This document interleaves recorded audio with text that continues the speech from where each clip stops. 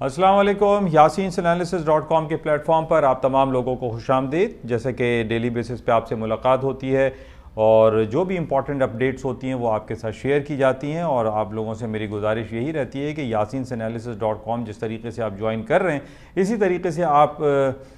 Join करते रहें और इसको स्प्रेड करें और शेयर करें अपने दोस्त अहबाब में। वो तमाम लोग जो इस स्टॉक मार्केट पे या गोल्ड एंड सिल्वर और डिफरेंट कमोडिटीज़ पे अपने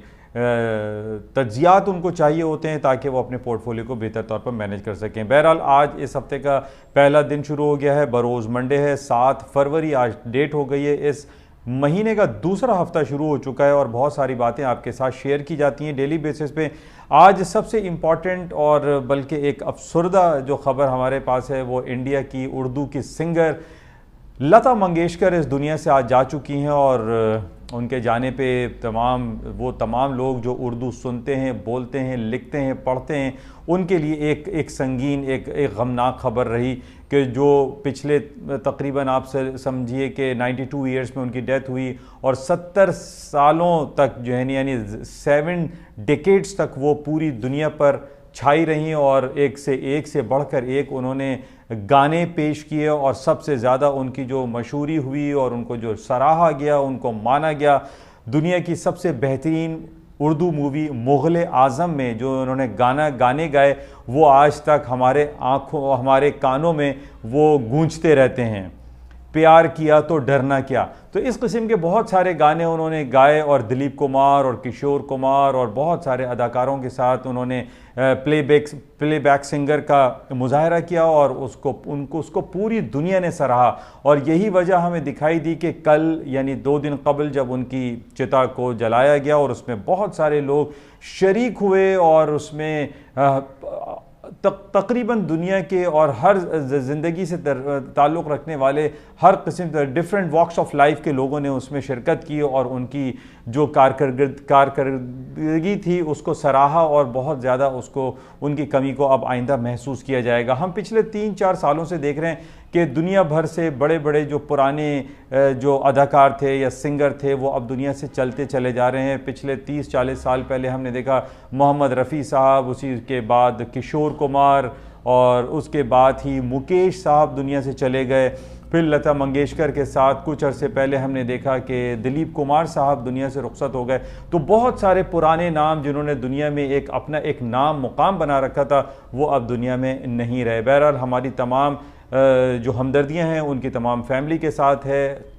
कि इस दुख के मौके पर हम उनके साथ हैं। बहरहाल एक बहुत बड़ा नाम लता मंगेशकर का अब इस दुनिया में नहीं है, लेकिन उनका नाम रहेगा और उन्होंने जितने भी जो सर्विसेज दी इस एंटरटेनमेंट इंडस्ट्री में उसको हमेशा सराहा जाता रहेगा।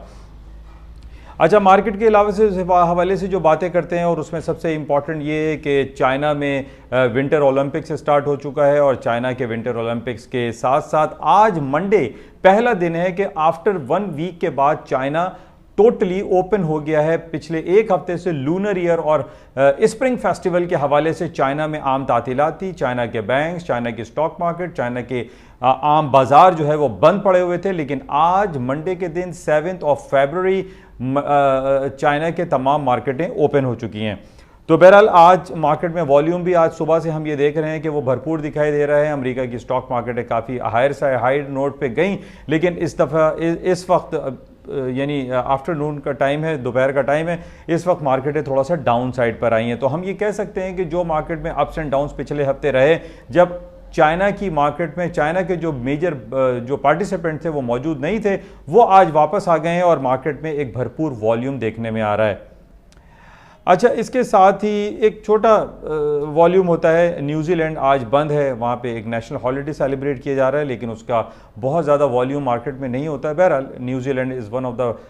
प्लेयर ऑफ द मार्केट है। आज वहाँ पे तातीलात है, छुट्टी है, जिसका इतना ज़्यादा इफेक्ट तो मैं नहीं समझता कि बहुत ज़्यादा होगा, क्योंकि चाइना एक बड़ी मार्केट है। चाइना की जो है आबादी ही आप ले लीजिए 1 अरब और तकरीबन 1.5 अरब के करीब उनकी आबादी है, और उनका जो वॉल्यूम है वो बहुत ज़्यादा रहता है। तो बहरहाल आज से चाइना की मार्केटें जो है वो खुल चुकी हैं। अच्छा, इसी तरीके से ये जो हम विंटर ओलंपिक्स की बात कर रहे हैं, पूरी दुनिया के तो नहीं है, ख़ास तौर पे यूरोपियन साइड के बहुत सारे ममालिक और इवन अमेरिका ने इस विंटर ओलंपिक्स में पार्टिसिपेट नहीं किया है। और उसकी पार्टिसिपेट ना होने की वजह हमें डिफरेंट जो एक कोल्ड वॉर वाली सिचुएशन हमें दिखाई दे रही है, China America, China Europe, China बरतानिया, इस वजह से हम ये देख रहे हैं कि चाइना के इस विंटर ओलंपिक्स को, जो कि चाइना ने पहली बार इसको ऑर्गेनाइज किया है, यूरोप और अमेरिका के ममालिक ने इसमें शिरकत नहीं की है। तो बहरहाल ये एक नेगेटिव इम्पैक्ट है। लेकिन इसके साथ साथ हम ये देख रहे हैं कि रूस की जो जारियत यूक्रेन की तरफ है, इसको समझना बहुत ज़रूरी है। बहुत दिनों से हम ये खबरें सुन रहे हैं कि रूस यूक्रेन पे अटैक कर देगा। रूस ने अपनी तकरीबन 1 लाख से ज़्यादा की अफवाज को रूस और यूक्रेन के बॉर्डर पर तैनात किया हुआ है। तो इसको समझने की बहुत ज़्यादा ज़रूरत यह है कि बहुत दिनों से हम ये सुनते आ रहे थे कि रूस ये अटैक करने वाला है, लेकिन ऐसी क्या वजह है कि रूस यूक्रेन के ऊपर अटैक या उसको इन्वेड करने की कोशिश कर रहा है? तो पॉइंट ये है कि एक ऑर्गेनाइजेशन जिसको हम नेटो के नाम से जानते हैं, नॉर्थ एटलांटिक ट्रीटी ऑर्गेनाइजेशन, जिसके अंदर कमोबेश 29 और 30 ममालिक खासतौर पर यूरोप और अमेरिका के शामिल हैं। यहां पर हमने देखा कि जब बैक इन 1992 में यूक्रेन ने आज़ादी हासिल की रूस से, तो हम ये देख रहे हैं कि यूक्रेन जो है वो नेटो अलायंस की तरफ बढ़ता चला जा रहा है। नेटो ऑर्गेनाइजेशन ये कोशिश कर रही है कि यूक्रेन को भी नेटो के साथ शामिल कर लिया जाए, जो कि रूस को बिल्कुल काबिल कबूल नहीं है। रूस कभी भी नहीं चाहता कि नेटो अलायंस पावरफुल हो और यूक्रेन, जो कि रूस का एक हिस्सा था 1992 से पहले, यूक्रेन नेटो का पार्ट बन जाए। ये बड़ा इंपॉर्टेंट पॉइंट है समझने के लिए। तो इन बेसिस पे हम ये देख रहे हैं कि रूस बहुत ज़्यादा जारियत करता हुआ दिखाई दे रहा है और ये भी कहता हुआ दिखाई दे रहा है कि वो अगर रूस के ऊपर कोई अटैक हुआ, अगर यूक्रेन के ऊपर जो मदाखलत करने की कोशिश, जो कार्रवाई कर रहा है रूस, अगर यूरोप या अमेरिका उसके खिलाफ कार्रवाई करेंगे तो हम उसका भरपूर जवाब देंगे। यह भी बात समझने की जरूरत है कि NATO back in 1944 second world war के बाद रूस के खिलाफ ही एक यूरोपियन ममालिक यकजा हुए और नेटो अलायंस क्रिएट किया गया था। अब हम ये देख रहे हैं कि नेटो का जो बढ़ता हुआ कदम है कि वो यूक्रेन को और दूसरे ममालिक को भी अपने अंदर समो लेने की कोशिश कर रहा है, इसके खिलाफ रूस नबर्द आजमा है और रूस ये कह रहा है कि यूक्रेन नेटो का हिस्सा नहीं बनना चाहिए। जिस बेसिस पे हम ये देख रहे हैं कि ये खलफशार, ये केओस, ये एनार्की, ये टेंशन क्रिएट हो रही है। बहरहाल इस बेसिस पे हम ये देख रहे हैं कि क्रूड ऑयल की प्राइसेस, जो कि पिछले हफ्ते हमने देखा था कि 87, 88 और 86 डॉलर पे चल रही थी, आज 93 डॉलर के करीब क्रूड ऑयल की प्राइसेस हो गई है। और उसकी ऊपर आने की वजह सिर्फ और सिर्फ यही बताई जा रही है कि अगर रूस ने इन्वेड किया यूक्रेन के ऊपर और यूक्रेन के इन्वेड होने के बाद तमाम यूरोपियन कंट्रीज को गैस, पेट्रोल और जितनी भी एनर्जी सेक्टर की जो फरावानी से उनको सप्लाई की जाती है रूस की तरफ से, वो रोक दी जाएगी, वो कम हो जाएगी। जिसकी वजह से हम ये देख रहे हैं कि एक टेंस हालात पाए जा रहे हैं और इसी टेंस हालात के बेसिस पे क्रूड ऑयल की प्राइसेस बढ़ती जा रही है और इसके साथ साथ सोने की कीमतों में भी इजाफा हो रहा है। सोने की कीमतों में इजाफे की वजह हमें मालूम है कि जब भी दुनिया में कहीं भी खलफशार और टेंस और जंगी या कन्वेंशनल वॉर वाली सिचुएशन क्रिएट होती है, उसमें सोने की कीमतों में इजाफा हो जाता है। तो ये बातें समझने की बड़ी ज़रूरत है कि ये जो रूस यूक्रेन के ऊपर कर रहा है तो क्यों कर रहा है। बहरहाल इस बेसिस को और इन तमाम बातों को हम मज़ीद देखेंगे और मज़ीद जो डेवलपमेंट हो रही है रूस और यूक्रेन और रूस और नेटो का कंट्रीज़ के दरमियान और रूस और बरतानिया और अमेरिका के माबैन जो खलफशार हमें दिखाई दे रहा है, इनको हमें चेक में रखना है। और इन्हीं बेसिस पे हम देख रहे हैं कि एनर्जी प्राइसेस और gold, silver, palladium, platinum, silver, ये तमाम कीमतों में इनकी कीमतों में इजाफा हो रहा है। तो बहरहाल इसको चेक में रखना है। अच्छा, इसके साथ ही आज एक बड़ी इंपॉर्टेंट खबर हमें दिखाई दे रही है, वो है स्विट्जरलैंड का एक सेकंड लार्जेस्ट बैंक है, that is known as Credit Swiss. हमारे हल्के में और हमारे अतराफ में बहुत सारी बातें ये होती रहती हैं कि पिछले दिनों इमरान खान साहब ने भी ये बात कही कि यूरोपियन कंट्रीज़ में या स्विट्ज़रलैंड में जो पैसा इंडिया है, पाकिस्तान है या थर्ड वर्ल्ड कंट्रीज से जो गरीब ममालिक का पैसा है, जो कि बड़े बड़े जो लोग हैं, जो पॉलिटिशियंस हैं, वो चोरी करके, वो डाका डाल के इन ममालिक में लेके जाते हैं, जिसमें स्विट्ज़रलैंड और बरतानिया का नाम सर फहरिस्त है। आज हमें ये एक इत्मीनान बख्श खबर दिखाई दे रही है कि क्रेडिट स्विस, जो कि सेकंड लार्जेस्ट स्विट्जरलैंड का बैंक है, उसने एक मनी लॉन्ड्रिंग और ड्रग ट्रैफिकिंग के खिलाफ एक इन्वेस्टिगेशन एंड प्रोसिक्यूशन शुरू की है अपने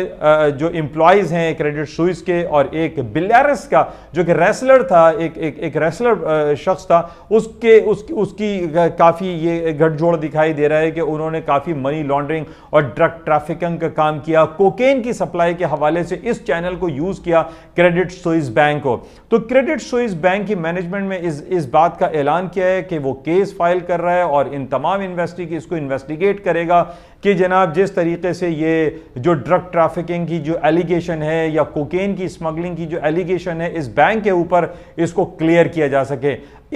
इस खबर के बाद हम ये देख रहे हैं कि क्रेडिट स्विस चूंकि तकरीबन 1.5 ट्रिलियन ऑफ डॉलर का एक अमाउंट रखता है, उसके जो मार्केट वैल्यू है वो 1.5 ट्रिलियन ऑफ डॉलर की है, तो इन बेसिस पे हमें ये दिखाई दे रहा है कि मार्केट में थोड़ा सा एक रिलक्टेंसी पाई जा रही है और मार्केट थोड़ी सी डाउन साइड पे गई है because of this Credit Suisse cases और क्रेडिट स्विस की जो इन्वेस्टिगेशन एंड प्रोसिक्यूशन का सिलसिला शुरू हुआ है। इट्स अ वेरी इंपॉर्टेंट, और इससे पहले भी मैं आपको बताता चलूं कि आज से तकरीबन 20 साल पहले भी हमने यही देखा था कि अमेरिका की एक बहुत बड़ी फर्म थी एनरॉन के नाम से, एनरॉन जो कि पावर जनरेशन कंपनी थी, उसके ऊपर एक करप्शन के चार्जेस लगे और जब उस कंपनी को इन्वेस्टिगेट किया गया तो पूरी दुनिया के डिफरेंट जो बैंक्स थे, और उस जमाने में एक बैंक बड़ा जबरदस्त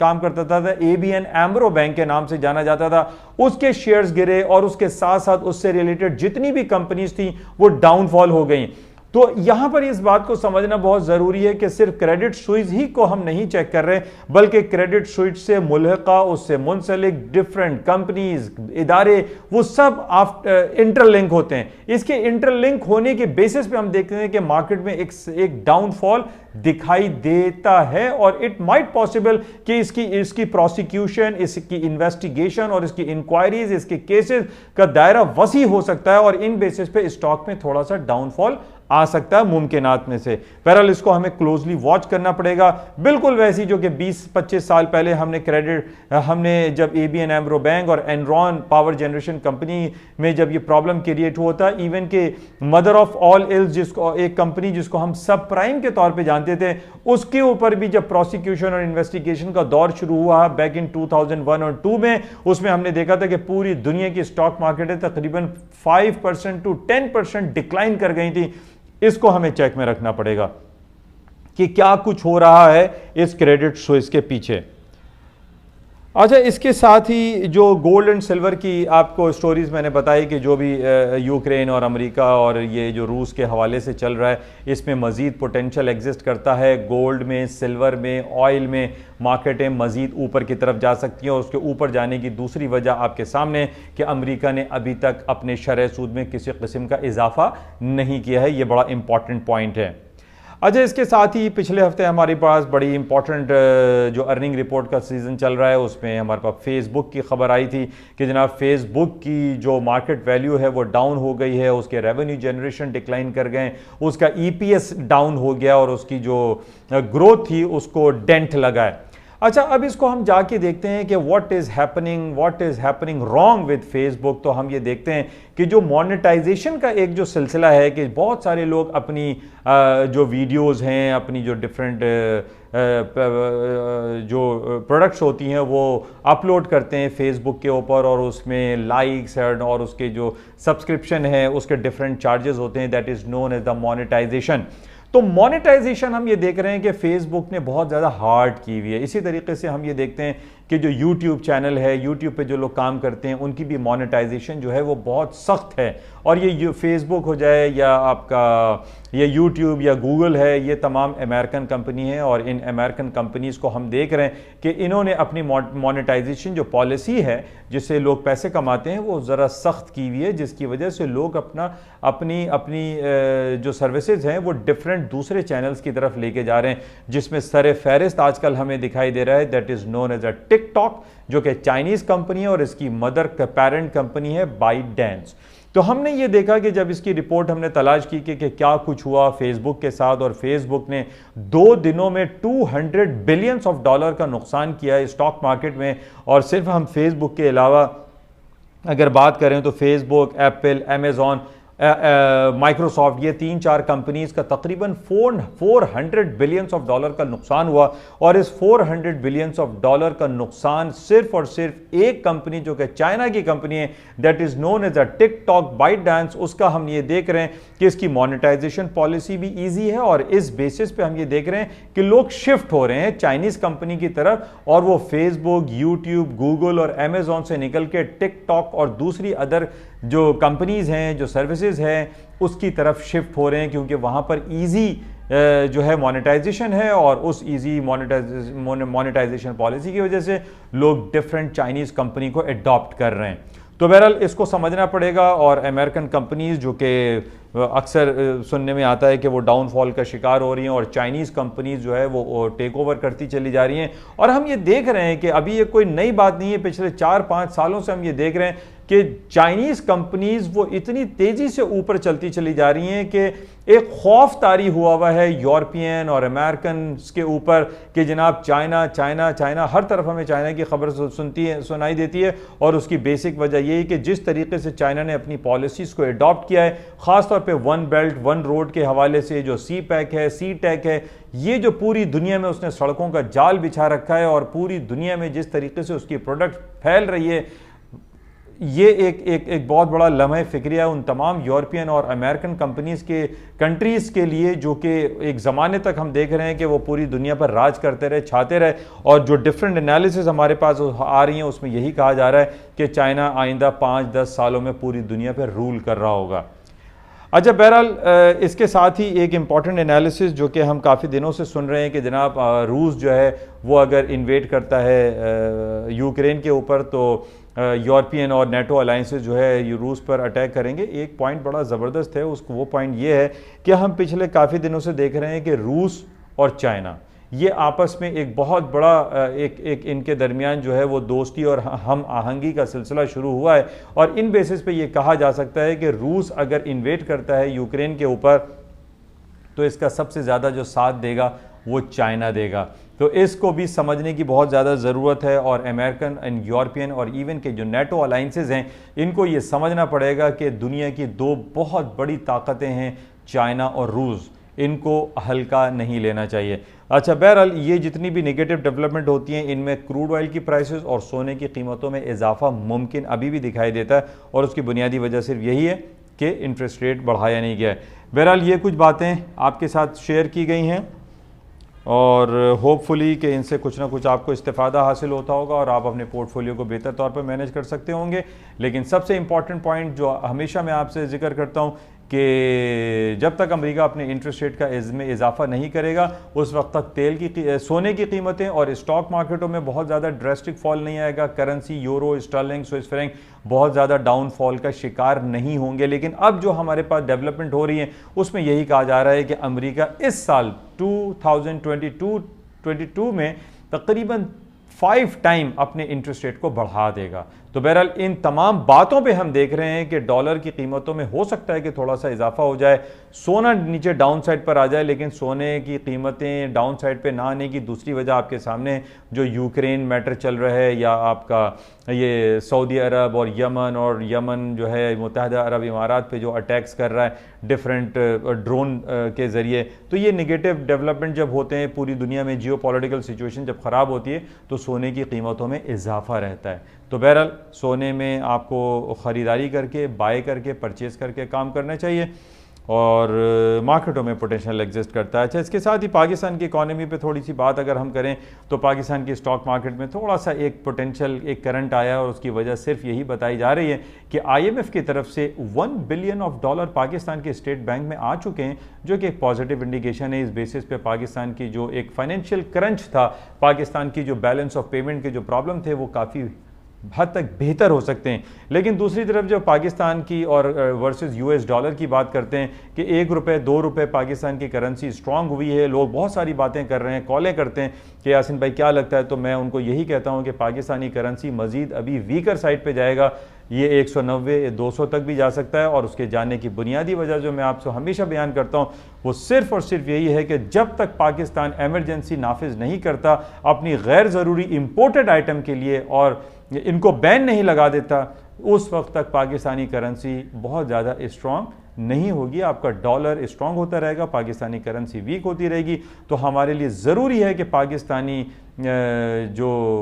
गवर्नमेंट है वो जो गैर ज़रूरी इंपोर्टेड आइटम हैं जो हम दरामद कर रहे हैं उसको बंद किया जाए।